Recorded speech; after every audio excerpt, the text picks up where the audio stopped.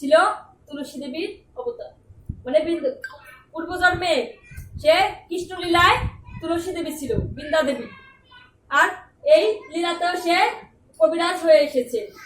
তুলসী কি ওষুধি, আর উনি এই লীলাতেও মুকুন্দ কবিরাজ হিসেবেই এসেছেন। আর নরহরি আর মুকুন্দ হচ্ছে দুই ভাই।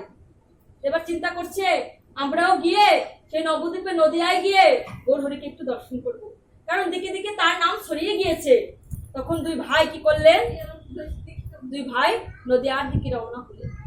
যখন নদিয়ার কাছে এসেছে, দেখছে একটা মাঠের ভিতরে আমার এই গৌরাঙ্গ নিতাই নৃত্য করছে, সব পার্শ্বদ সহ এবারে নাম সংকীর্তন করছে। আর তারা একটি বটবৃক্ষের আড়ালে দুই ভাই লুকিয়ে রইলেন, আর লুকিয়ে লুকিয়ে সেই গৌরনিতাই নৃত্য দেখছে। আহা, ও তো মনোরম নৃত্য, মনে হচ্ছে স্বর্গ থেকে, সেই বৈকুণ্ঠ থেকে আমার এই গৌরনিতাই এসেছে। সেই রাধারানী কৃষ্ণকে সঙ্গে করে এখানে এসেছে, সেই চিন্তা করছে।